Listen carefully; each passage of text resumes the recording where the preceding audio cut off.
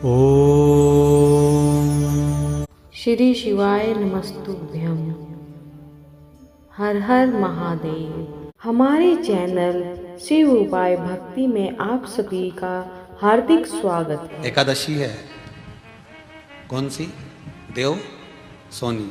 कल देवता सो जाएंगे।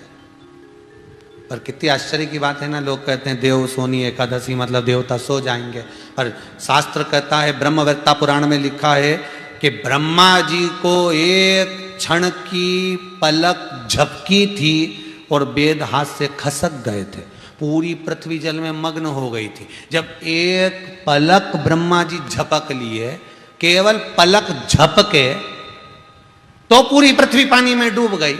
और अपन कह रहे देव सोनी एकादशी पे देवता सोएंगे न, देव उठनी पे उठेंगे। 4 महीना अगर सो गया नहीं तो जितने अपन है नहीं सब ऊपर मिलेंगे।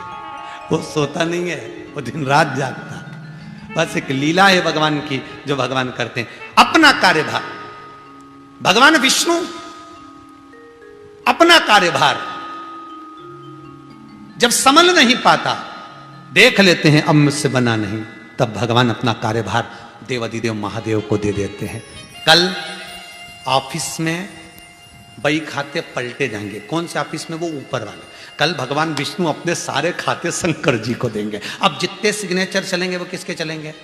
चेकबुक पे बोलते जाओ जरा, शंकर जी के। तो 4 महीने में सबसे पहला महीना शंकर जी के हाथ में जो खाता आया, तो शिव जी ने कहा, इसलिए देवता प्रसन्न होकर अमृत की वर्षा करते हैं, इसलिए सावन में पानी बड़ा गिरता है। शिव जी बड़े प्रसन्न रहते हैं, आज मेरा खाता, अब मेरे सिग्नेचर चालू है। इसलिए कहते पहले महीने में ही, सावन में ही शंकर जी के इतना रिझालो कि सिग्नेचर करके चेक अपना लगाते, तुरंत चेक पास, तुम पास। बस इसलिए सावन सबसे पहला, फिर भादो, फिर कुंवार, फिर कार्तिक, ये सब बात। पर पहले में ही अपन को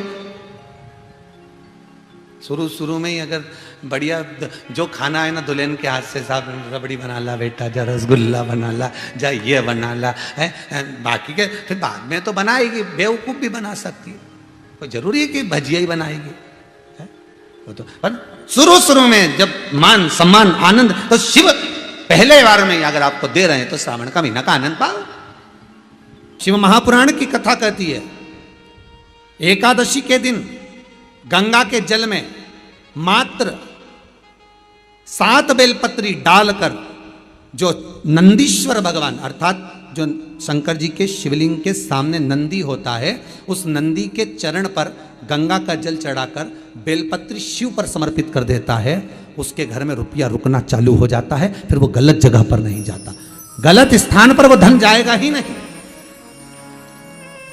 बेटा अगर व्यसन में पड़ा हुआ है, मदिरापान में पड़ा हुआ है, मांसाहार में, जुए आदि में जा रहा है, तुम्हें लग रहा है कि मेरा बेटा गलत मार्ग पर जा रहा है, ये मित्र दोस्ती गलत हो रही है, वो सही जगह पर आ जाए।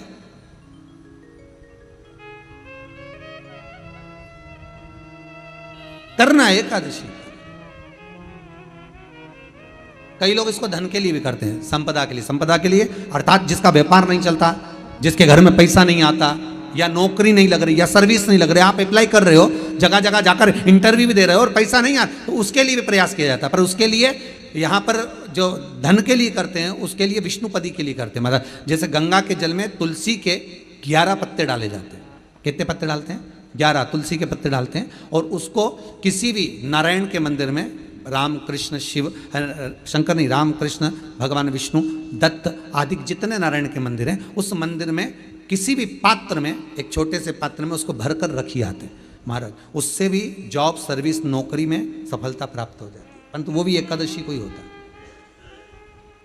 कुछ देर तक पात्र को रखा जाता है, फिर वही पात्र का जल किसी भी वृक्ष के नीचे डाल दिया जाता है, उससे भी नौकरी के लिए फायदा मिलता है। गंगा का जल कोई साधारण नहीं। भागीरथ बाबा तब साधना में लगे, तो उनका हृदय, चित्त, वृत्ति, मन बाबा में लगे। देवराज ने मन लगाया नहीं, और नहीं लगाया, इसके बाद भी बाबा की करुणा देखिए कितनी हुई कि मरा, प्राण छूटे तो शिवधाम मिल गया। और उसके बाद भी बाबा की कितनी कृपा कि शिवधाम में भी जाने के बाद भगवान शंकर की सेवा में तल्लीन। शिव महापुराण की कथा कहती है, एक बिंदुक नाम का ब्राह्मण था जिसकी धर्मपत्नी का नाम चंचुला देवी था।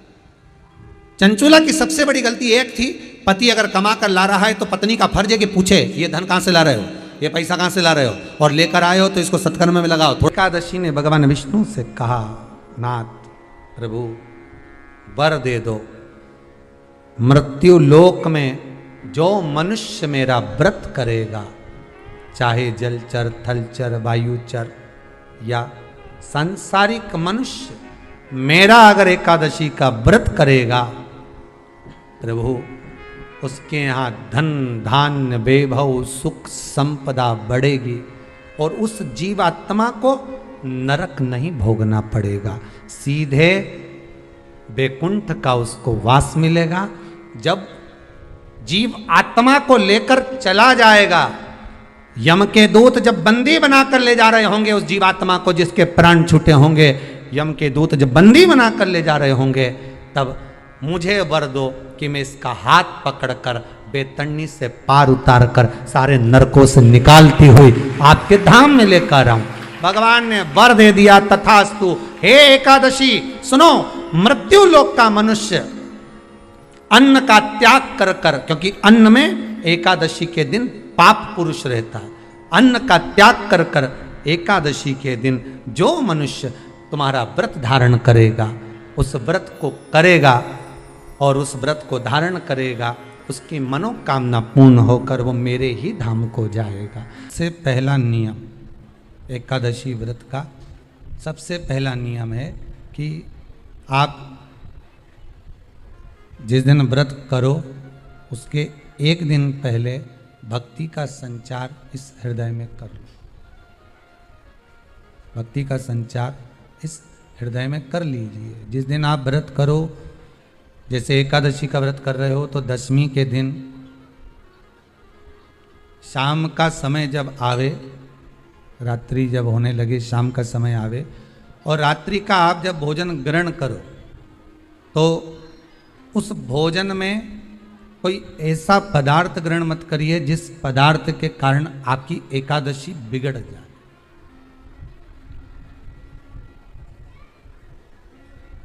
कोई बेकार भोजन हमें ग्रहण नहीं करना, श्रेष्ठ भोजन ग्रहण करिए दशमी के दिन। और एकादशी का दूसरा नियम बहुत ध्यान से सुनिएगा, जिस दिन आपकी एकादशी का व्रत हो उस दिन प्रयास करिएगा कि अपने हाथ से किसी भी वृक्ष की कोई पत्ती टूटे ना। अपने हाथ से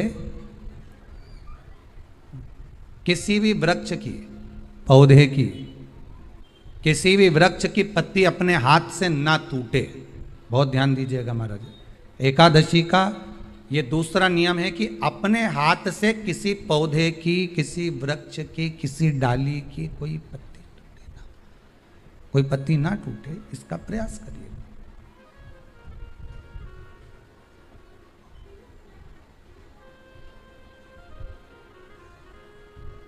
कितना सुंदर व्याख्यान कहा है, कितना सुंदर वर्णन है महाराज, कि मात्र एकादशी का व्रत कर लेने पर, मात्र एकादशी का व्रत कर लेने पर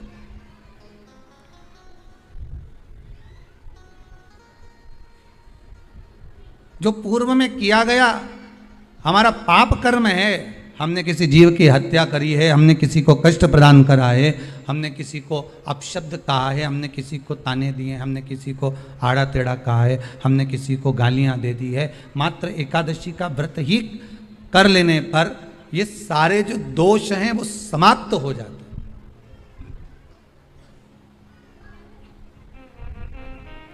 सारे दोष हमारे समाप्ति पर आ जाते हैं।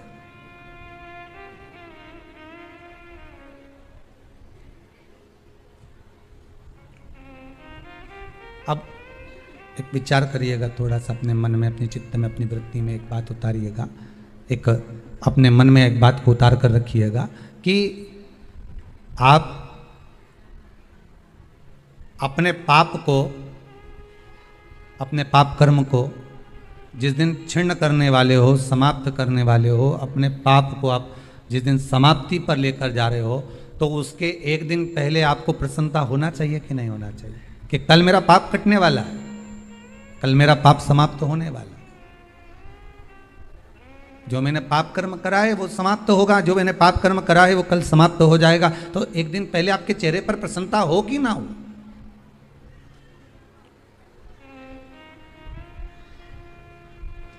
और चेहरे पर वो प्रसन्नता आपके आना चाहिए कि कल मेरा एकादशी का व्रत है, आज दशमी है, कल एकादशी का व्रत है, तो कल मेरी जब एकादशी का व्रत रहेगा तो मेरा ना जाने कितना कितना पाप, कितना कितना असत्य, कितना कितना झूठ, कितना कितना प्रपंच वो समाप्त हो जाएगा। इसमें मुझे प्रसन्नता हो, इसमें मुझे आनंदता हो।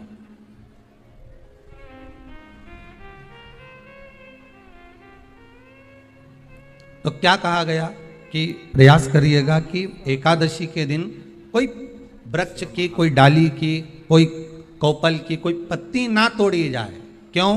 तो कहा अगर उस पत्ती को हम तोड़ देते हैं, वृक्ष की पत्ती को या क्यारे में लगी हुई कोई डाली की पत्ती को हम तोड़ देते हैं तो एकादशी का पुण्य फल प्राप्त नहीं होता। एकादशी का कोई फल हमारे खाते में नहीं जाता, पुण्य फल प्राप्त। अब फिर भले तुम चाहे तुमने मोरधन खाया हो, चाहे तुमने फिर चिप्स खाई हो, चाहे तुमने फिर व्रत का कितना ही सामान खा गए हो और तुमने सोचा कि आज मेरी एकादशी है, तो फिर उसका कोई फल प्राप्त नहीं है, उसका कोई सुख प्राप्त नहीं है आपको, फिर उसका कोई आनंद प्राप्त नहीं। शनिवार के दिन जो पीपल के वृक्ष में सरसों के तेल का दीप लगाता है उसको शनि कभी परेशान नहीं करता। एक बात हमेशा ध्यान रखिएगा, मान लो अगर कोई भारी रोग ऐसा शनि महाराज के कारण हो गया हो, अच्छे काम करते करते उल्टे हो रहे हैं, होते हैं किसी किसी के साथ में, विपरीत परिस्थितियां आ जाती है, अच्छा करने जाओ बुरा हो जाता है, अच्छा कर्म करने जाओ बुरा हो जाता है। तो पीपल के वृक्ष की जो छाल होती है, छाल देखिए, पीपल के वृक्ष में जो छाल लगी होती है उस छाल को घिसकर चंदन बनाकर भगवान शंकर का स्नान कराकर, अभिषेक कराकर, पूजन कराने के बाद में पिपलेश्वर महादेव का नाम लेकर, कौन से महादेव? पिपलेश्वर महादेव का नाम लेकर वो जो घिसी हुई छाल होती है उस छाल का तिलक भगवान शंकर को लगा लो और उसी का थोड़ा सा भाग अपने कंठ पर, मस्तक पर लगाना प्रारंभ कर दो। धीरे धीरे जो विपरीत दशा है वो सुधरना प्रारंभ हो जाती है। पर नाम याद रखना, पिपलेश्वर, जम के बोलिए, पिपलेश्वर महादेव भगवान शंकर का एक अवतार है, पिपलाद अवतार। पिपलाद अवतार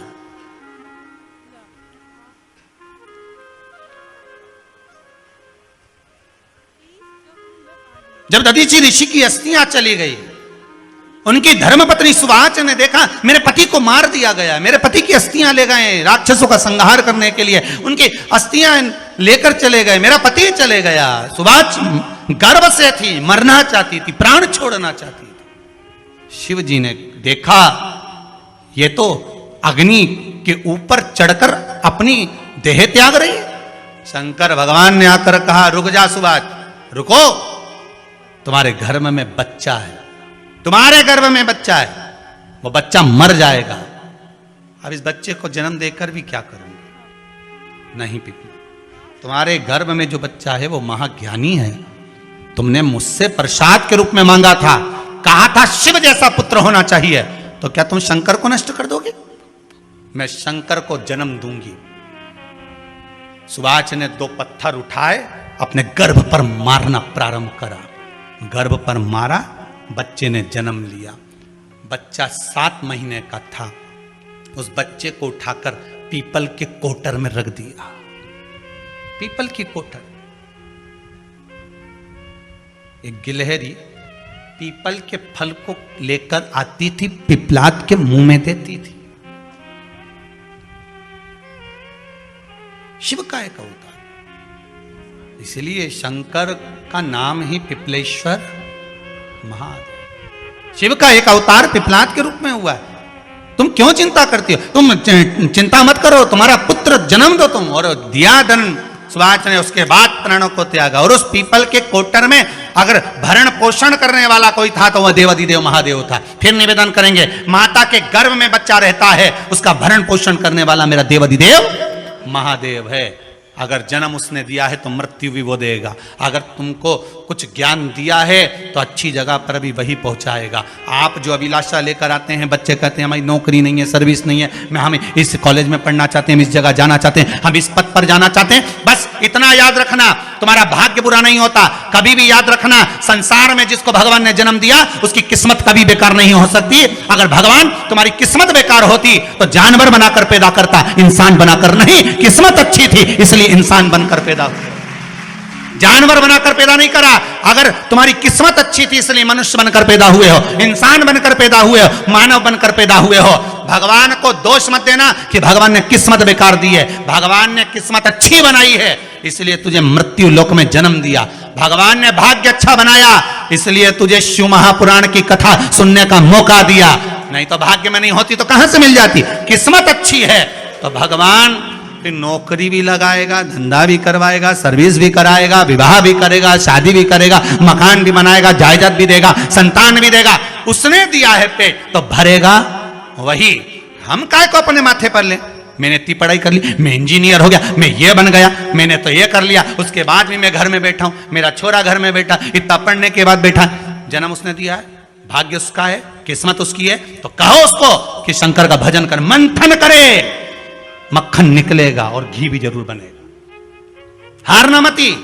जब तेरे 3.5 करोड़ बार गिनती मत करना, गिनती वो करेगा। तू तो भज, तू कुबेरेश्वर का स्मरण कर, तू महाकाल का स्मरण कर, तू काशी विश्वनाथ का स्मरण कर, तू महाकाल राजा का स्मरण करके तो देख। शिव का भजन कर, 1 लोटा पानी ले जाकर रोज चढ़ा शंकर जी के मंदिर में जा। शिव से भजन करने में क्या देरी। नहीं जा सकता शिव मंदिर में जाने में। बच्चों को अगर शर्म आती हो तो बेलपत्री के पेड़ के नीचे पानी चढ़ाया, वो भी नहीं कर सकता तो पीपल के पेड़ के नीचे चढ़ाया, वो भी नहीं कर सकता तो आंवले के पेड़ के नीचे चढ़ाया। पर कहीं जुड़ तो सरी, एक बार साध तो सरी, पकड़ने का प्रयास तो करो परमात्मा को। तुम भगवान को एक बार पकड़ लो फिर परमात्मा नहीं छोड़ता। पूतना ने एक बार गोदी में लेके दूध पिलाया था, बाद में पूतना कह रही थी छोड़ दे छोड़ दे छोड़ दे, आकाश में उड़ गई, छोड़ दे छोड़ दे। भगवान के आई काय को मौसी, काय को आई, और आई है तो दूध पिलाया है तो फर्ज तो अदा करूंगा, ऐसे थोड़ी नहीं छोड़ दूंगा। तुम भगवान को 1 लोटा पानी चढ़ा दोगे, भगवान को दूध चढ़ा दोगे तो भगवान ऐसे ही छोड़ देगा क्या? पकड़ लेगा, छोड़ेगा ही नहीं। फिर तुम कहोगे भगवान छोड़ दे, भगवान छोड़ दे। कहाँ कथा का रस लग गया लोगों को। अब दुनिया के लोग सोचते हैं अब मैं कथा भी हाल नहीं सुनूंगा, मैं घर में काम करूं, दुकान में काम करूं कि कथा सुनूं। और रात्रि के जैसे ही मोबाइल खोल के बैठा, आज देखो महाराज ने क्या क्या बोला, तुरंत लगा रस। आज आषाढ़ योगिनी एकादशी, हम तो कहेंगे कि त्रिलोकी का नाथ त्रिकालदर्शी, त्रिनेत्रधारी, त्रिशूलधारी, त्रिपुंडधारी, उस शिव की एकादशी जिसमें एकादशी, द्वादशी और त्रयोदशी तीनों का मिलन हुआ हो। और इससे पावन आषाढ़ महीने में यदि आपने कभी गरुड़ पुराण पढ़ी हो तो उसमें 5वें अंश को जरा ध्यान दीजिएगा। और नहीं हो अगर गरुड़ पुराण आपके पास में तो गीता प्रेस गोरखपुर की आप उसमें स्मरण करिएगा।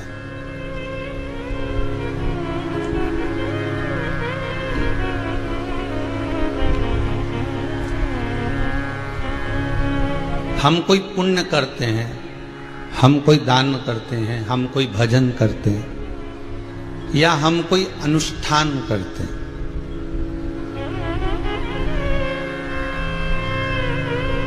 या हम कोई सत्कर्म करते हैं, और उस सत्कर्म को करते करते, भजन को करते करते कहीं एकादशी,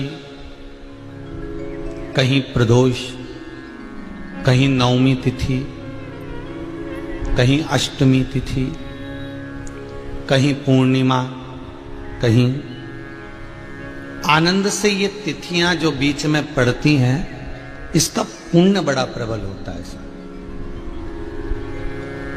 कहने वाले तो कह सकते हैं कि महाराज जी हम कई लोग कथा करवाते हैं तो उसमें भी ये तिथियां पड़ती होंगी। पड़ती हैं, ऐसा नहीं कि नहीं पड़ती। और आपको अनायास, कई बार अनायास का भी कोई फल होता है। एक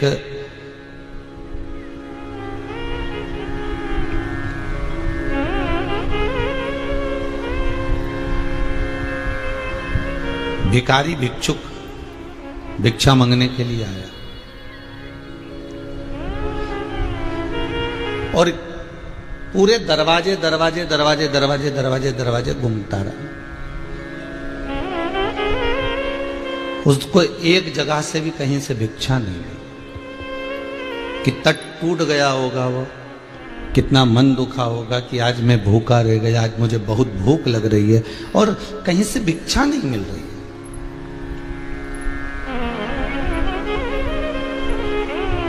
कहीं से मुझे भिक्षा प्राप्त नहीं हो रही। और जब उसे कहीं से भिक्षा प्राप्त नहीं हुई, वो आखिरी में हताश होकर गांव के बाहर खड़ा होकर गांव के लोगों को श्राप देने लगा, अपशब्द कहने लगा। जब किसी कई जगह पर हमने भी देखा है कि जब कोई मांगने के लिए आता है और उसको वहां सिक्का नहीं मिलता, रुपया नहीं मिलता, तो वो भी आड़ा टेढ़ा कहना चालू कर देता है, वो भी अपशब्द कहना चालू कर देता है।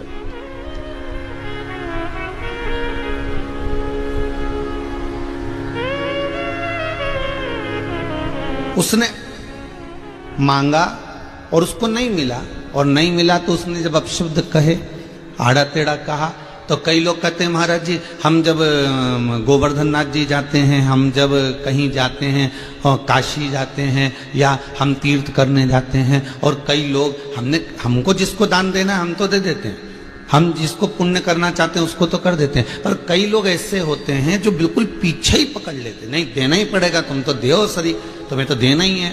फिर वो कसम भी दे देते हैं। कई लोग तो ऐसे होते हैं जो पीछे ही पकड़ लेते।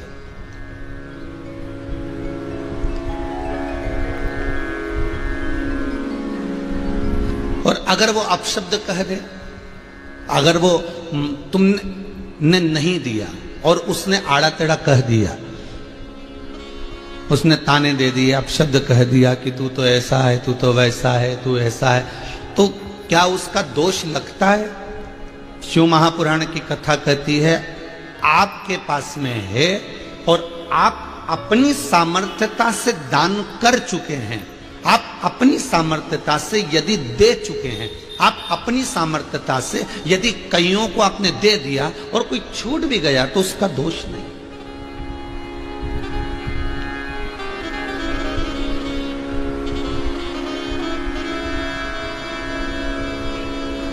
सोमानी जी हमारे भोपाल में अभी तो लॉकडाउन चल रहा है और आपके भी सूरत में ऐसा आपने देखा होगा, हमने भी शायद एक दो जगह देखा है। भोपाल में जब हम लाल घाटी के उधर जाते हैं तो वहां पर चौराहे पर पूरा के पूरा परिवार वाले ऐसे इकट्ठे रहते हैं और वो गाड़ियों के कांच बजा बजा के और पैसे मांगते हैं, और उनके परिवार वाले वो मदिरा पीकर और व्यसन कर कर एक जगह पर बैठे रहते हैं, और उनके घर की कई माताएं भी वहां बैठी रहती हैं, कई पुरुष कई माता, वो कांच बजा रहे हैं, बच्चे दरवाजा बजा रहे हैं और मांग रहे हैं, और नी दो तो फिर वो अपशब्द भी कहते हैं। हमने कई जगह देखा। स्कंद पुराण में एक जगह पर लिखा हुआ है, बेटी, गाय और लक्ष्मी 50 बार विचार करना तब किसी को देना। बेटी का कन्यादान करने से पहले सोचना कि ये लड़का अच्छा है क्या, जिसके साथ में हम बेटी को ब्याह रहे हैं ये ठीक है, ये श्रेष्ठ है क्या, ये हमारी लड़की के लिए श्रेष्ठ रहेगा क्या। 50 बार विचार करिए, उसके बाद में तब जाकर आप उस कन्या का कन्यादान करिए, अगर वो उसके अनुकूल है तो। गाय देने से पहले ब्राह्मण के यहाँ पहले जाकर देखो क्या इस ब्राह्मण के यहाँ गाय को रखने की जगह है, क्या इसको गाय को खिलाने के लिए ब्राह्मण के पास में कुछ है। और आपने गाय दी और मालूम पड़े वो दुखी हो तो दोष आपको लगेगा। लक्ष्मी, पैसा ऐसे के कटोरे में देना जिसको भोजन की जरूरत हो, जिसको बहुत जरूरत पड़ रही हो। मालूम पड़े आप ट्रेन में सफर कर रहे हो और कोई बच्चा आ गया और उसने अपने तन का कपड़ा उतारा और पोछा लगाने लगा। लगाते लगाते तन के कपड़े का पोछा लगाकर तुम्हारे हाथ आगे हाथ फैलाया, तुमने 1 रुपया दे दिया। वो अगले स्टेशन पर उतरा, उसने सूंघने का कोई सामान ले लिया, नाक से सूंघ सूंघ कर व्यसन की कोई वस्तु ऐसी ले ली, नशे का कोई सामान ऐसा ले लिया जिसको सूंघ सूंघ कर वो कहीं मर गया। उसके मरने में 1 रुपया तुम्हारा लगा है तो तुमको भी भोगना पड़ेगा।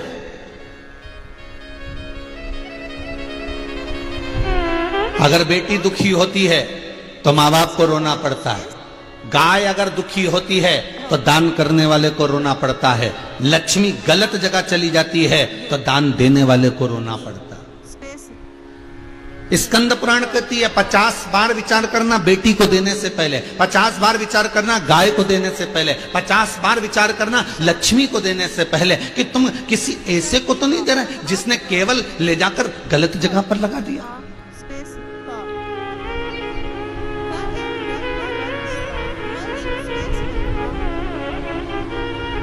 तुमने कहीं ऐसी जगह तो प्रदान नहीं करती कि जहां पर तुम्हें बाद में दुख हो गया।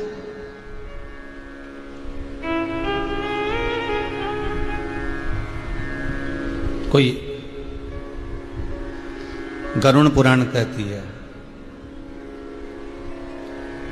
दान पुण्य स्मरण, उस बीच में अगर पड़ भी जाए तो उसका एक फल हजारों गुना हमें प्राप्त हो जाता है। करो दान मना नहीं है, करो पुण्य मना नहीं है, सत्कर्म करो, पर उसका जो फल है, कई बार हम जो दान देते हैं हमें ज्ञात नहीं होता, कई बार हम जो एकादशी करते हैं नहीं ज्ञात होता। उस व्यक्ति ने दरवाजे पर खड़ा होकर, गांव के बाहर खड़ा होकर सारे गांव के लोगों को अपशब्द करा कि यहां सब भिखारी बसते हैं, जिन्होंने मुझे 1 अन्न का दान नहीं दिया, मुझे 1 रुपया का नहीं दिया, 1 कौड़ी नहीं दी।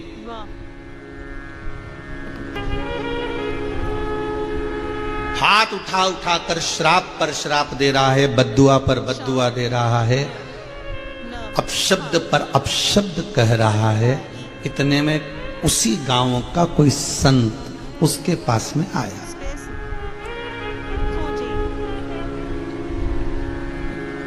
और उस संत ने आकर पूछा, भाई ये बताओ कि तुम इन गांव वालों को क्यों गालियां दे रहे हो, इन गांव वालों को क्यों अपशब्द कह रहे हो, तुम इन गांव वालों को क्यों ताने दे रहे हो?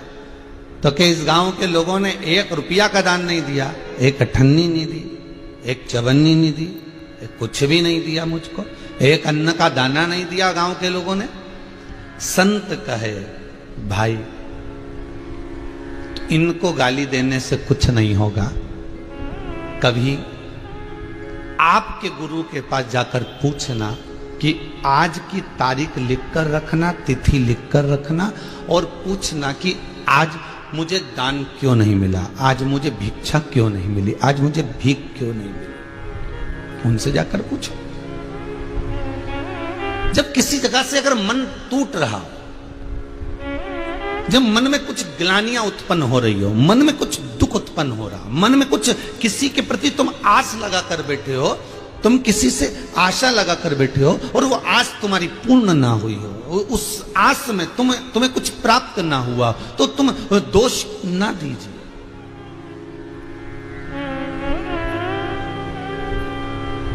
मंदिर गए, भगवान से रोज प्रार्थना करी बेटे को 10वीं में पास कर देना, और मालूम पड़े बेटे की सप्लीमेंट किया जाए तो मन टूट गया। बताओ, हमने तो भगवान को 10 रुपए का प्रसाद चढ़ाया था, हमने तो ऐसा करा था, हमने तो पशुपति व्रत करा था, हमने तो सोमवार का व्रत करा था, और भगवान ने तो हमारी सुनी ही नहीं।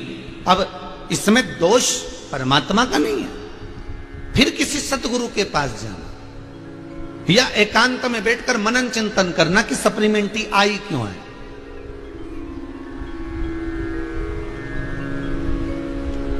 कारण क्या था, किससे लिए आ गई, क्यों आ गई, कभी मनन चिंतन करो। हर चीज के लिए ये ना सोच के चलिए कि यहां से मैं आशा लगा कर आया हूं तो यहां से मुझे मिलेगा ही नहीं। हो सकता है उसमें कुछ अच्छा होना होगा, हो सकता है तुमको अधिकता में प्राप्त होना होगा, हो सकता है तुम्हें कुछ और भी मिलने वाला होगा।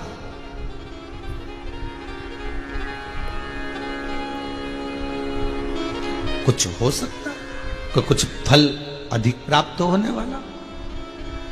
संत ने कहा आपके जो गुरु हैं आप उनसे एक बार चर्चा जरूर करना और विचार कर लेना। आपके गुरु से ये वाणी बोलना कि हमने इस तारीख को हम उस गांव में मंगने के लिए गए थे तो क्यों नहीं मिला, उसकी बुद्धि में फिर भी वो अपशब्द कहता जा रहा है, फिर भी वो ताने देता जा रहा है, फिर भी वो कहता जा रहा है।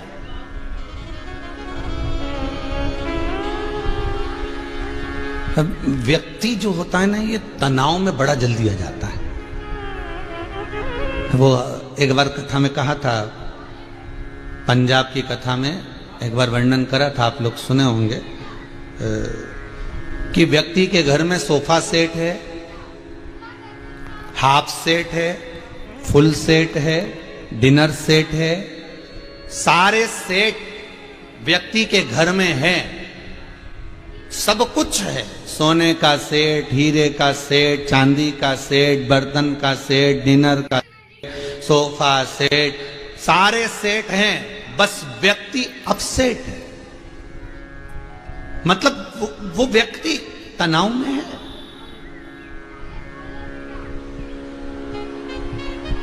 और सरल भाषा में समझ लो, हो सकता है कि शिव महापुराण का ये प्रसंग नहीं समझ में आए तो और समझो। एक वो माताएं जो चोटी में लगाती है ना रबड़, माता ही माता क्या पुरुष लोग भी लगाते हो तो कई लोग, तो जो रबड़ होता है ना बैंड रबड़, उस रबड़ की भी एक कैपेसिटी होती है। रबड़ का भी एक क्रम होता है कि नोट की गड्डी पे लगाने वाला रबड़ छोटा होता है तो उसको गड्डी पर लगाया जाता है। मिठाई के 1 किलो के डब्बे पर लगाने का रबड़ की अलग बात, 5 किलो के डब्बे पर लगाने का रबड़ अलग होता है, ठीक है। और किसी वस्त्र की पैकिंग में रबड़ लगाना है तो वो रबड़ अलग होता है, चोटी में लगाना है वो रबड़ की कैपेसिटी अपने हिसाब से। हर रबड़ की कैपेसिटी, अगर आप एक नोट की गड्डी के रबड़ को 1 किलो के डब्बे में या 5 किलो मिठाई के डब्बे में लगाओगे तो वो तनेगा, तनेगा तो जरा, और तनेगा और तनेगा और तनेगा, और जितना उसको तानते जाओगे तो एक समय वो टूट जाएगा। बस यही शिव महापुराण की कथा कहती है कि अपनी कैपेसिटी में रखो। ये बुद्धि यदि एक दुकान से अच्छी चल रही है, ये बुद्धि एक फैक्ट्री से अच्छा काम दे रही है, ये बुद्धि एक जगह से अच्छा कमा रही है, तो उस रबड़ को उसी गड्डी में लगा कर रखो। मिठाई के डब्बे में क्यों फिट कर रहे हो, इसको ले जाकर 10 जगह पर क्यों फिट कर रहे हो। जब ये रबड़ तनेगा तो तनाव उत्पन्न करेगा, और तनाव उत्पन्न करेगा तो रबड़ टूट जाएगा, मतलब आदमी अंदर से टूट गया। जब जब रबड़ को देखना तो याद रख लेना कि इसको ज्यादा तानोगे, जैसे रबड़ तन रहा है, तन तो जाएगा, कैपेसिटी से ज्यादा गया तो टूट जाएगा, परंतु उसको तनना पड़ रहा है, उसको खींचना पड़ रहा है। वो कितना तन रहा है ये रबड़ ही जान सकता है। उसी तरह घर का एक बड़ा व्यक्ति जो होता है, घर का जो बुजुर्ग व्यक्ति होता है, घर का जो कमाने वाला व्यक्ति होता है, वो भी एक रबड़ की तरह होता है। बस उससे निवेदन है कि तेरी बुद्धि, तेरा तनाव, तेरा रबड़पन एक गड्डी में लगने के लायक है। अगर तू एक दुकान से अच्छा कमा रहा है, तू एक व्यापार से अच्छा कमा रहा है, तो इस रबड़ को उसी जगह पर लगा कर रखना। 10 जगह पर इस रबड़ को 5 किलो के डब्बे में अगर लगाने का प्रयास करेगा तो तनेगा, अर्थात तू भी तनाव में आएगा, और तनाव में आ गया तो फिर एक दिन टूट जाएगा, और टूट गया तो ये हॉस्पिटल में लेके लोग भागेंगे और कहेंगे इसको हार्ट अटैक आ गया, इसको देखो साहब, जरा देखना साहब इसको। तो उसने कहा कि इसका बाईपास करना पड़ेगा, तो बाईपास क्यों करवाया, क्योंकि वो टन गया था। अब उसको जोड़ रहे हैं, अब उस रबड़ को जोड़ने का प्रयास करें तो उसमें गांठ लग गई। फिर किसी ने कहा रहने दो साहब, ये ऐसे नहीं होगा, तुम तो एक काम करो, फिर जहां से गांठ लग गई वहां से फिर टूट जाएगा, तानोगे तो इसलिए दूसरा रबड़ का प्रयास करो। फिर बाप कहता है अब मेरे से नहीं हो सकता, मैंने एक फैक्ट्री डाल दी, एक दुकान डाल दी, अब मेरा जो काम था मैंने कर दिया, अब बच्चों तुम्हारा काम। अब बाप सोच रहा है इनको तानो, तो बच्चे तो चतुर आज के जमाने में, और जितने बच्चे चतुर तो इनकी घरवालियां ज्यादा चतुर, तो वो भी कह देती देखो जरा फालतू के लफड़े मत करो, बच्चे ले दे के एक एक तो बच्चे हैं, कहाँ माथा पच्ची करो, इतना तानता फिर अपने दिमाग को इधर उधर लगा। जैसा चल रहा है भोलेनाथ जी चला रहे हैं, प्रेम से खाओ पियो मौज करो, अपनी जिंदगी मस्त जियो। हाँ, माँ बाप ने जो व्यापार खुलाया है, माँ बाप ने जो व्यापार कर दिया है, माँ बाप ने जो चार चांद लगाए हैं, उसको हमको और आगे बढ़ाना है। हमें ये विचार करना है कि इस व्यापार को बढ़ाया कैसे जाए। हमें 10 जगह नहीं जाना, हमें 10 जगह नहीं पहुंचना। और सरल भाषा में समझ लो, घर के 6 लोग जा रहे हैं घूमने के लिए या 15 लोग जा रहे हैं वैष्णो देवी, बैठे इंदौर से, टिकट मिला AS1 में, AS6 में, AS11 में, B1 में। अब बेचारा खाने का डब्बा ले जाए, एक एक व्यक्ति को अलग अलग दे दिया। तुम्हारा टिकट, तुमने भी तो कभी टिकट कराया, तुम भी तो कभी घूमने गए होगे। जितने आस्था चैनल पर सुन रहे हो कथा, जितने मोबाइल पर सुन रहे हो, तुम भी तो कभी गए होगे रे, कहीं ना कहीं तो गए होगे। और तुम्हारा भी टिकट इधर उधर आ जाए तो तुम्हारा मन कितना दुखता होगा कि बताओ गजब का काम करा, बताओ 5-6 लोग थे, इधर उधर डाल दिया, माँ एक सीट माँ दे दी तो एक सीट माँ दे दी तो एक सीट माँ दे दी, कितना तनाव उत्पन्न हो गया। जरा सा डब्बा, जरा सा बोगी, जरा सा एक सीट, एक बर्थ अलग अलग हो जाती है तो कितना तनाव उत्पन्न हो जाता है कि टीसी आएगा तो उसको दिखाना है, टिकट तो एक ही है, मोबाइल है नहीं, अब क्या करेंगे, और माँ कोई कुछ बोलेगा तो बेचारे वो क्या करेंगे। तो तनाव जब उत्पन्न हुआ, उसी तरह जरासी सीट, जरासी बर्थ अलग अलग बोगी में मिल गई, अलग अलग स्थान पर मिल गई तो तनाव उत्पन्न हो जाता है, तो उसको संभाला नहीं जाता। उसी तरह 10 जगह पर तुम काम का फैलारा फैला लोगे, 10 जगह पर तुम व्यापार का फैलारा फैला लोगे। फैलाओ, मना नहीं, पर तनाव में मत आना। रबड़ को नोट की गड्डी में लगाने वाले को नोट की गड्डी में ही लगाना, 1 किलो के मिठाई में लगाने वाले को 1 किलो की मिठाई में लगाना, 5 किलो की मिठाई में लगाने वाले को 5 किलो की मिठाई में लगाना। ये रबड़ गड़बड़ नहीं होना चाहिए, नहीं तो तनाव उत्पन्न हो जाएगा। तनाव आ गया तो टूट जाएगा, और टूट गया तो किसी काम का नहीं रहे। टूटना नहीं चाहिए।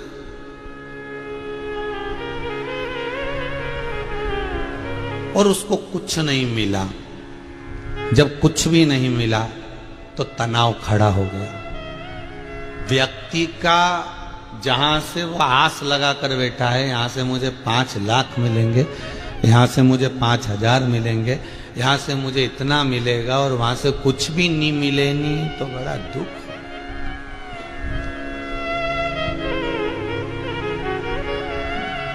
बड़ा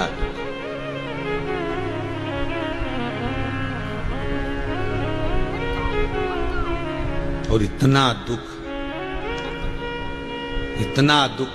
कि तनाव में आ गया वो भिक्षुक, वो भिखारी।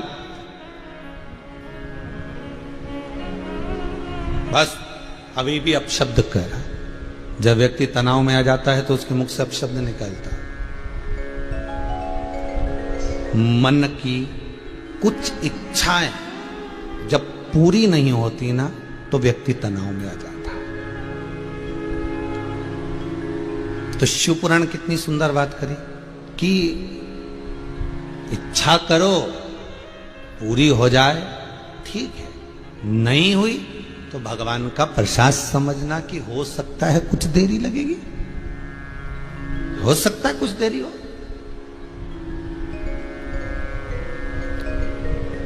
हो जाए तो ठीक है, ना होए तो वो भिखारी, वो भिक्षुक तनाव में आ गया। और अब शब्द कहता कहता अभी संत ने समझाया, गुरु ने समझाया, ज्ञान दिया, पर ज्ञान रहता कितनी देर है सब, कितनी देर रहे। ये शिव महापुराण की कथा आप सुन रहे हो, शंकर की कथा का अनुमोदन कर रहे हो, पूरा विश्व शंकर की कथा को सुन रहा है 2 बजे से 5 बजे तक। कोई तो लिख के भेजा है कि ये हमारे पति कथा नहीं सुनते थे, अब तो 1:45 बजे ही टीवी खोल के बैठ जाते। ये कृपा नहीं तो क्या। तो अगर तुम्हारी चित्त वृत्ति कहीं परमात्मा की कथा में लग रही है, कहीं भगवान की कथा में पहुंच रही है, तो विश्वास मानिएगा कि हो सकता है कथा को श्रवण करने से आप तनाव से मुक्त हो रहे हैं।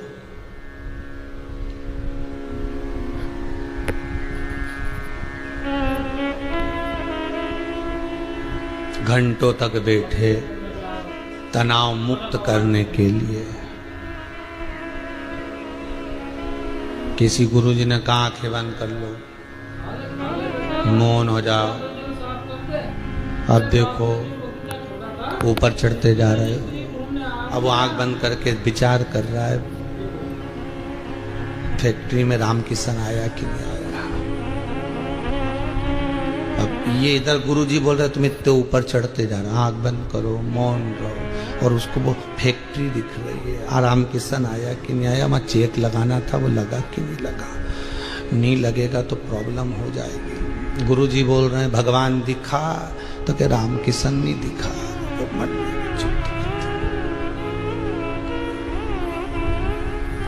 इतने तनाव में मनुष्य रह रहा है और उस तनाव के भीतर परमात्मा को खोजने का प्रयास करेगा। तनाव से अगर कोई मुक्त कर सकता है तो वो सद्गुरु कर सकता है। जब ज्ञान की बातें कहे और आपके सम्मुख में ये बात कहकर परमात्मा की ओर मोड़ दे और आपसे कहे कि आप एक काम करो, जिस चीज में तुम्हारी चित्त वृत्ति लग रही है सबसे पहले जाकर वही काम करो। सबसे पहले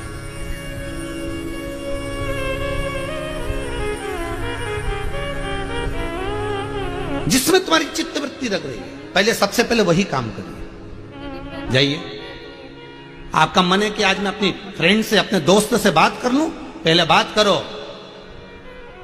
आपका मन कर रहा है कि मैं आज कथा सुनने बैठूंगा तो पहले चाय पी लूं, इसके बाद सुन, तो पहले चाय पी लो, पहले भोजन कर लो। जिसमें तुम्हारी इन इंद्रियां जा रही है पहले वो कर्म कर लो, और वो कर्म करने के बाद फिर कथा में बैठो, फिर सत्संग में बैठो, फिर स्मरण में बैठो, मन लगेगा। क्योंकि मन ये बड़ा बड़ा विचित्र घोड़ा है जी, इसमें लगाम लगना बड़ा कठिन। हर कवि भाग जाता, हर कवि।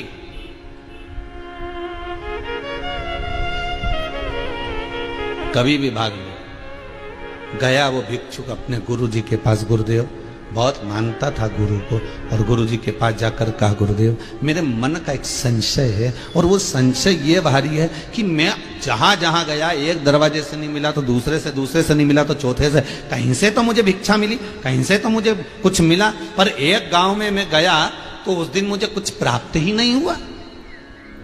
खूब अपशब्द कहा मैंने गांव वालों को, खूब आड़ा टेढ़ा कहा गुरुदेव, कुछ मिला ही नहीं। गुरु जी बोले उस गांव के लोगों का नियम था कि एकादशी के दिन वो अन्न का दान नहीं करते थे, और अन्न का दान नहीं करते थे इसलिए तुझे कुछ खाने को नहीं मिला। तू भूखा था, बिलख पड़ा, अपशब्द कहता।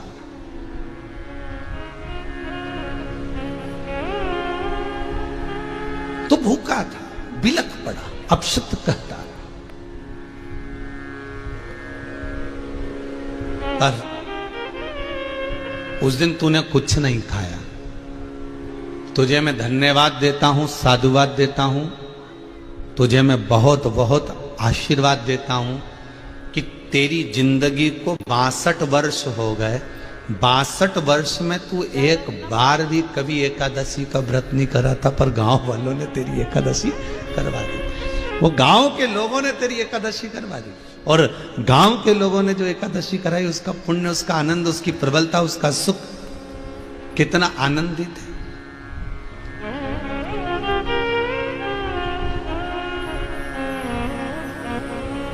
उसका पुण्य कितना आनंदित है।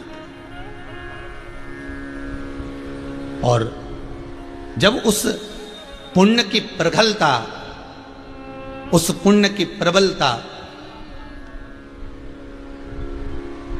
उस पुण्य की श्रेष्ठता जब तेरे खाते में गई, उस पुण्य की प्रबलता जब तेरे पास पहुंची, तो वो पुण्य का आनंद तेरी 7 पीढ़ियों को तार दिया। तेरे माता पिता, तेरे दादा दादी, तेरे पूर्वज जो इस परम आनंद सुख को, एकादशी के सुख को, जब घर का कोई बुजुर्ग जाता है, जब घर का कोई बुजुर्ग शांत हो जाता है, जब घर का कोई बुजुर्ग मर जाता है, उसके मरने के बाद एकादशी का दान दिया जाता है। पर तूने अपनी जिंदगी में कभी ना तो अपने माँ बाप को एकादशी दी, ना तूने जिंदगी में कभी अपने दादा दादी को एकादशी दी, ना तूने कभी जिंदगी में कोई सत्कर्म करा। अरे कम से कम तेरे पूर्वजों पर यह बड़ी कृपा हो गई कि तेरे द्वारा भूल से हो गई, पर एक एकादशी तो हो गई। आज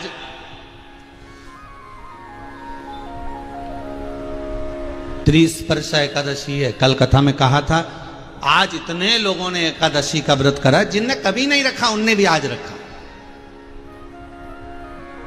भले तो कई लोग बोले हम नियम की नहीं करते, हम ये हमेशा नहीं करते, तो क्या एक कर सकते? बिल्कुल करो।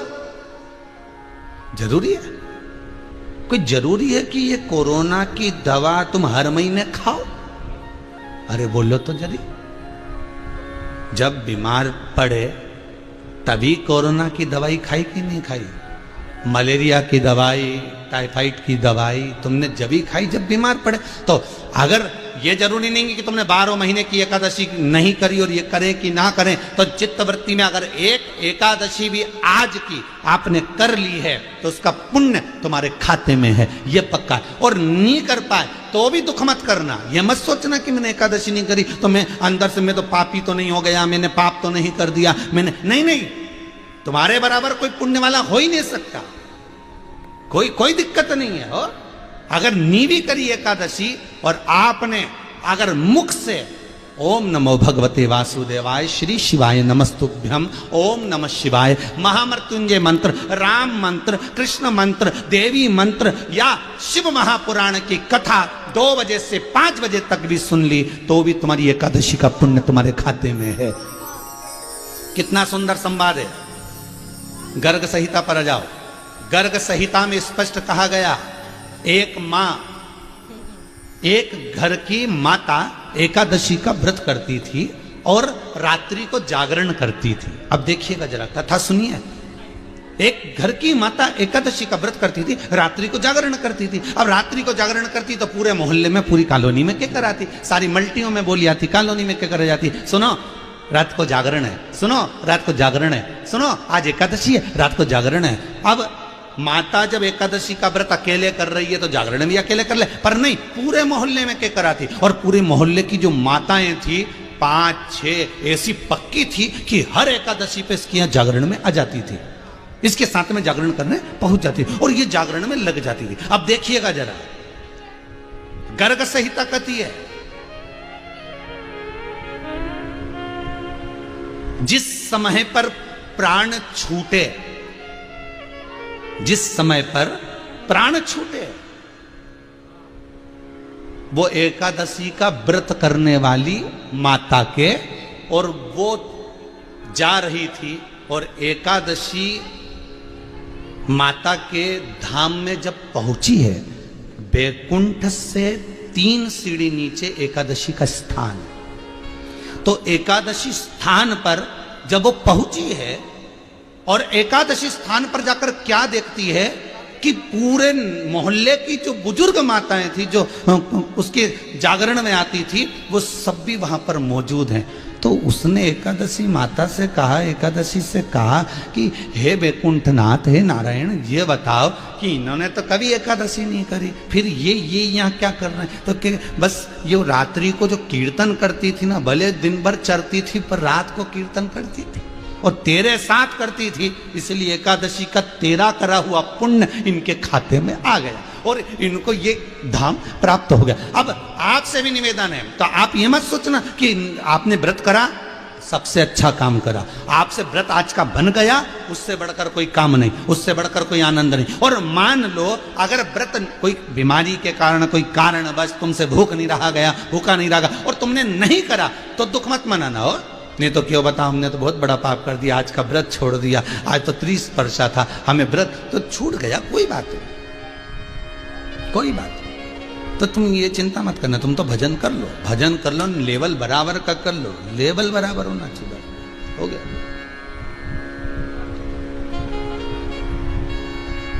एक सास हरिद्वार गंगा नहाने जाती थी हर साल।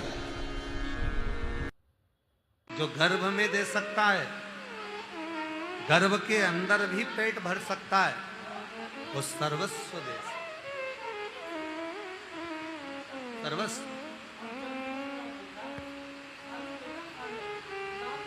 एक भरोसा ही तो मूल है जिसके बल पर देवाधिदेव महादेव मिल सकते हैं।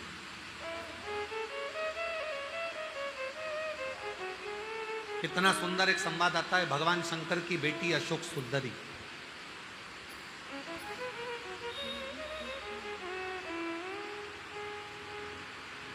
छह लड़कियों में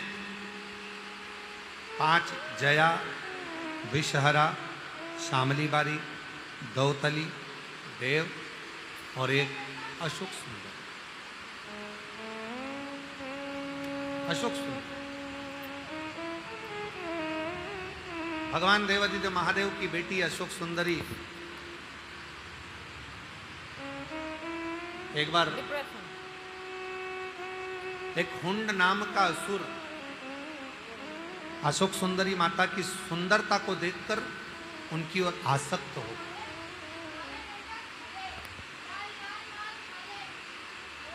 क्योंकि अशोक सुंदरी सुंदर बहुत सुंदर।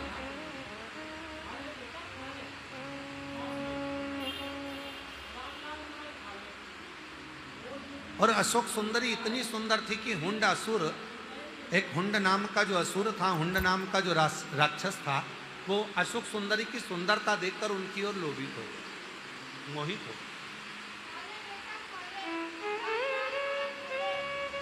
और उसने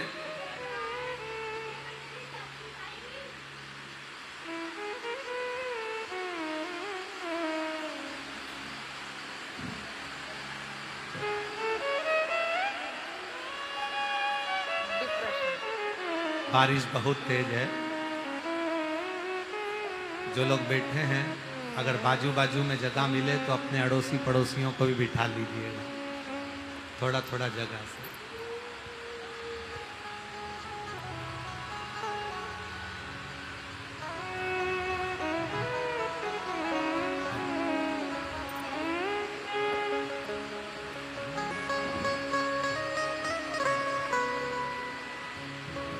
अशोक सुंदरी को उनकी सुंदरता देखकर, उनकी सुंदरता का स्वरूप देखकर हुंड असुर उनकी ओर आसक्त हो।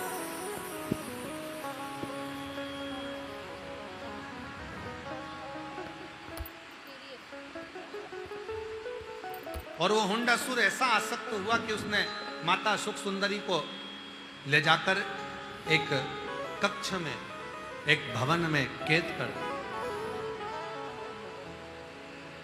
अब माता अशोक सुंदरी को तो मालूम ही नहीं पड़ा।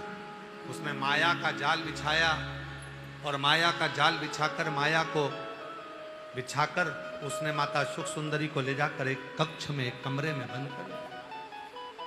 पर अशोक सुंदरी माता का, माता पार्वती जी की पुत्री का एक नियम था और बड़ा प्रबल नियम था। अपने हाथ की 3 उंगलियों को अशोक सुंदरी माता चरणों पर रखती थी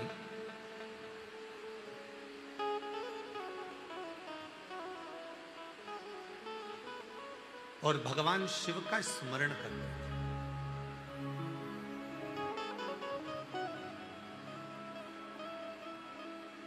अपने हाथ की 3 उंगली अशोक सुंदरी माता भूमि पर रख देती और शिव का स्मरण करती, और स्मरण कर कर जो चाहती उसी क्षण अशोक सुंदरी के सामने वो प्रकट हो जाती।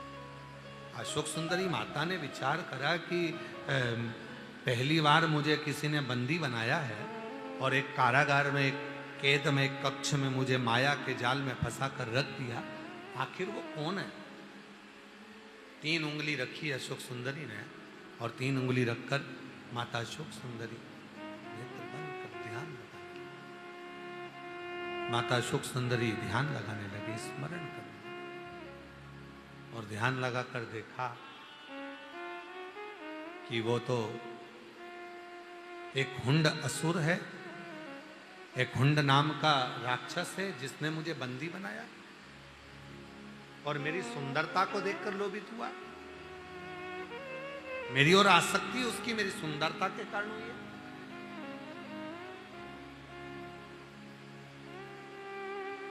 कहते हैं ब्रह्मा, विष्णु और महेश,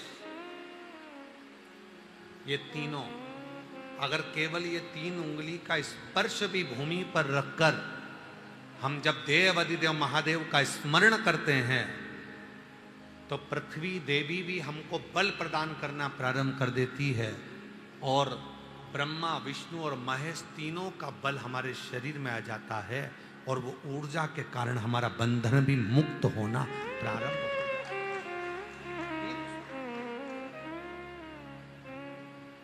300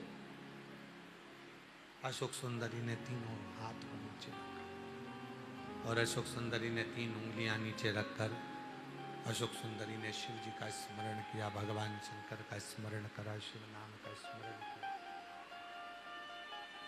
और जो शिव जी का स्मरण करा इतनी देर में तो एक राजा नहुष निकल कर जा रहे थे और उन्होंने उस भवन को, केद को तोड़ा और अशोक सुंदरी को बाहर निकाल दिया।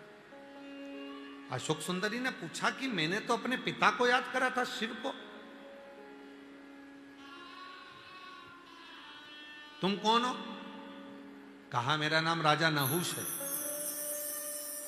मुझे आवाज आई आपके पुकारने की, ऐसा लगा पास में से कोई मुझे पुकार रहा है। अशोक सुंदरी ने कहा मैंने तो कोई शब्द कहा ही नहीं, मैंने तो आवाज लगाई नहीं, मैंने तो केवल अपने पिता को पुकारा था, मैंने तो देवादिदेव महादेव को पुकारा था। 3 उंगलियां पृथ्वी पर रखकर मैंने शंकर का स्मरण किया था।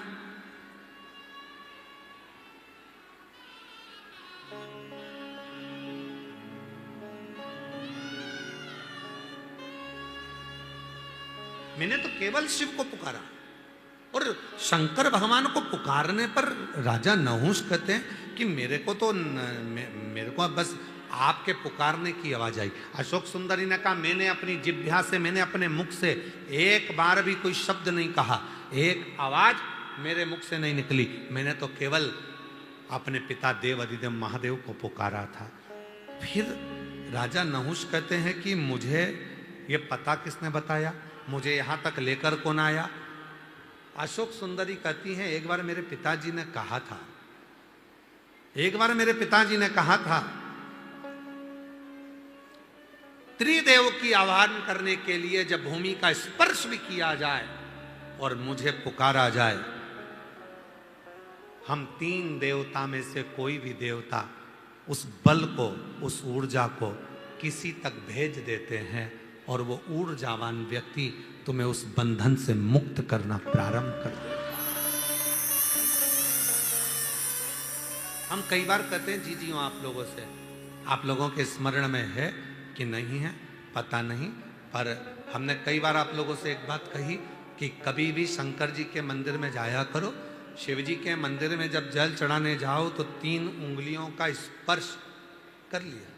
हमने एक बार और पहले कहा था, आपके स्मरण में है कि नहीं, अगर चंदन नहीं है, जल नहीं है, बेलपत्र नहीं है, पुष्प नहीं है, चावल का दाना भी नहीं है, अपने हाथ की ये 3 उंगलियां जब आप शिवलिंग का स्पर्श करो तो भगवान शिव को याद कर कर पंचाक्षर मंत्र नमः शिवाय, षडाक्षर मंत्र ओम नमः शिवाय या श्री शिवाय नमस्तुभ्यम बोलकर जब स्पर्श करते हो तो एक ऊर्जा आपके शरीर में आती है और आपको कई बंधनों से वो मुक्त करना प्रारंभ कर देती है,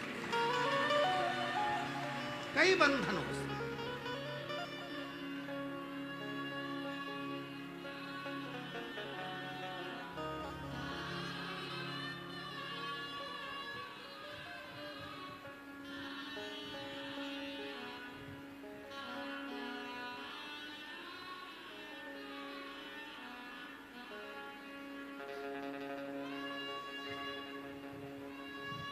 किसी भी मंदिर में जाओ तो कई माताएं ऐसी हैं जिनके शरीर में कोई पितृदेव, कोई कुलदेव, कोई देवी देवता किसी के शरीर में आ जाता है। कई मंदिरों में माताएं दर्शन करती, कोई भाई दर्शन करता है, कोई बेटियां दर्शन करती, उनके शरीर में आ जाता है। पर कुबेरेश्वर बाबा की पवित्र भूमि पर, कुबेरेश्वर बाबा के पवित्र परिक्रमा मार्ग को पूरा देखा जाए, 1 नंबर गेट से लेकर 6 नंबर गेट तक, 6 नंबर गेट से लेकर 7 नंबर गेट तक, कहीं पर भी पूरे प्रांगण के अंतर्गत आप कहीं पर भी अकेले दुकेले कैसे भी भ्रमण कर लीजिए, आपके शरीर में, आपके घर पर भले कुछ आता होगा, पर इस प्रांगण के अंतर्गत आपके शरीर में कुछ नहीं आएगा। क्यों? क्योंकि शिव की इतनी ऊर्जा इस पूरे प्रांगण में रहती है कि आपके भीतर के सारे विकार, दोष, पाप, काम, आसक्ति सब बाहर, सब बाहर। जैसे ही अंदर प्रवेश करोगे, आप खुद आप अनुभव करिएगा, आप रोड पे से आइए और आप गेट से अंदर प्रवेश करोगे, प्रवेश करते से ही आपको ऐसा लगेगा कि मैं कहाँ आ गई।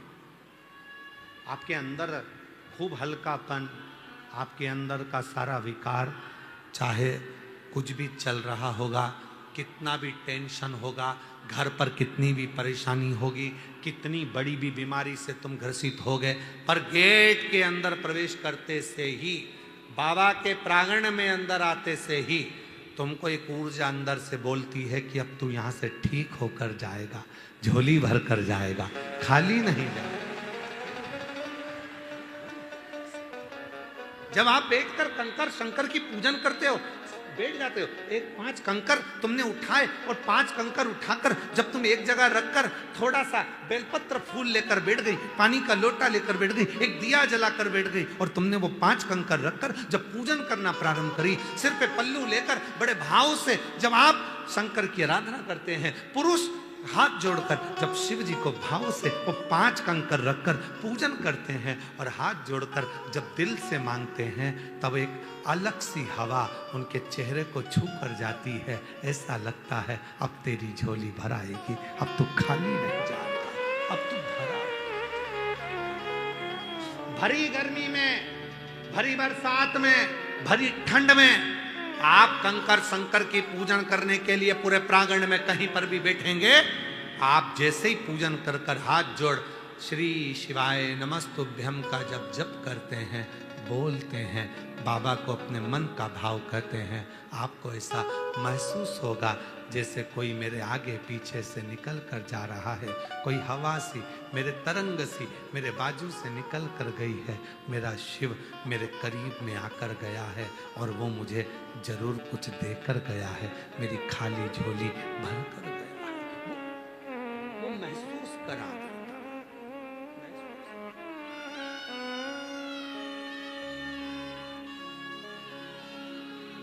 एक बहन ने लिखा कि मैं अभी कथा में आई थी और मुझे बाबा ने क्या दे दिया। उसने अपने पत्र में लिखा,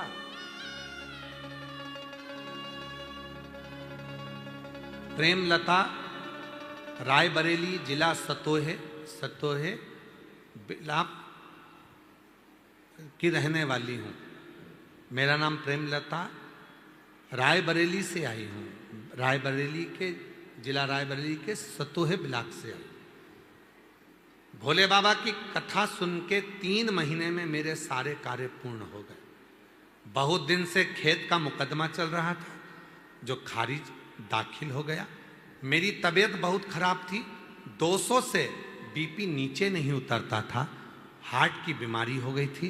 बाबा ने सब कुछ ठीक कर दिया, अब एक गोली भी नहीं खाना पड़ती। मेरी बेटी के कोई बच्चा नहीं था, कई साल हो गए थे और बाबा ने 3 महीने के अंदर उसकी भी गोद भर दी।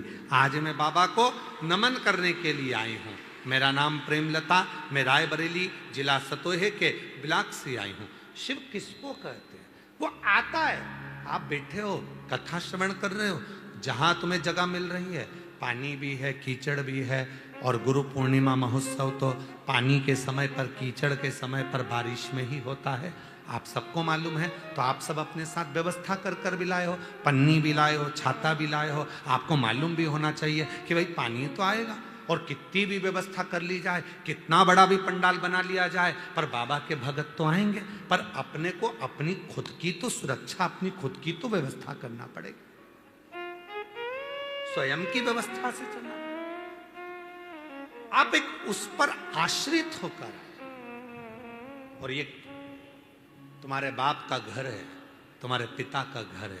मेरी जितनी जीजी आई हैं, जितनी बेटी आई हैं, तो अपने पापा के घर आए हो, अपने पिता के घर आए। जितने मेरे बेटे आए हैं, जितने मेरे बुजुर्ग माता पिता आए हैं, आप अपने बाबुल के घर आए हो। और पिता के घर में आकर आप क्या प्राप्त करोगे, ये वही जान सकता है, वो वही जान, वो महसूस कराए।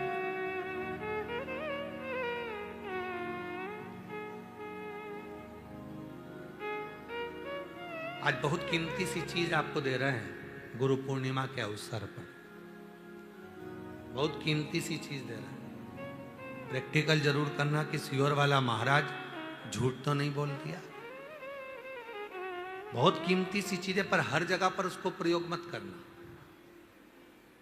हर जगह पर उसका प्रयोग मत करना। उसका प्रयोग करना जब बहुत ज्यादा उलझन में हो, बहुत टेंशन में हो, बहुत तकलीफ में हो, और तुमसे कोई भिड़ रहा है, तुम्हारे ऊपर आक्षेप कर रहा है, तुमको बहुत तकलीफ दे रहा है, और उस समय पर तुम अगर कुर्सी पर बैठे हो, सोफे पर बैठे हो, सिंहासन पर बैठे हो, तो अपने पुरुष अपने सीधे पांव का और महिला अपने उल्टे पांव का अंगूठा पृथ्वी पर टिकाकर अशोक सुंदरी का स्मरण कर ले। उतनी देर में आपका जो मन का टेंशन है, चिंता है, जो सामने उलझन आकर खड़ी है, 7 से 8 मिनट लगता है, धीरे धीरे धीरे धीरे हल होना प्रारंभ हो जाता है।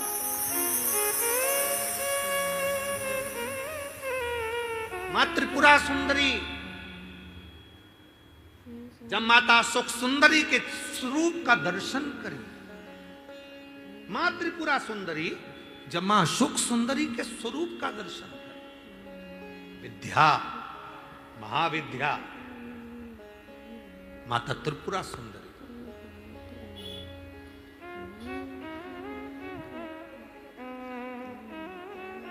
स्वरूप का दर्शन करें, अशोक सुंदरी। और किस समय पर दर्शन करा? जब मां पार्वती की गोद में माता अशोक सुंदरी बैठी हुई थी।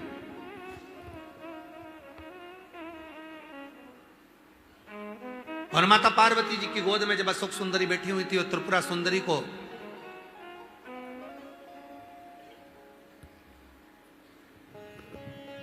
मां जगत जननी जगदम्बा अम्बा ने अब उस विद्या को स्मरण किया, और माता त्रिपुरा सुंदरी ने जब अशोक सुंदरी का दर्शन किया, देखा, देखकर क्या दूं मैं इस मातृ शक्ति की गोद में जो बैठी है उसको क्या दिया? त्रिपुरा सुंदरी जी कहती हैं कि हे देवी अशोक सुंदरी, तुम मेरे त्रिपुरारी की पुत्री हो, और मैं त्रिपुरा सुंदरी मेरे त्रिपुरारी का स्मरण कर कर कहती हूं, संसार का कोई मनुष्य जब अपने पैर के अंगूठे को भूमि पर स्पर्श करेगा, उस समय पर पंजा एड़ी सब ऊपर होता है, अंगूठा केवल थोड़ा सा अंगूठा पांव का स्पर्श होता है। उस समय पेड़ी ऊंची, पंजा ऊपर, पांव का नीचे का जो भाग, खड़ा भाग नहीं, नीचे का भाग भूमि पर स्पर्श होता है। और उस समय पर जो अशोक सुंदरी तुम्हारे नाम का स्मरण करेगा, और जो उस स्मरण में पाएगा, त्रिपुरा सुंदरी कहती है मैं स्वयं त्रिपुरा सुंदरी उसकी उलझनों को समाप्त कर कर उसके जीवन को खुशियों से भर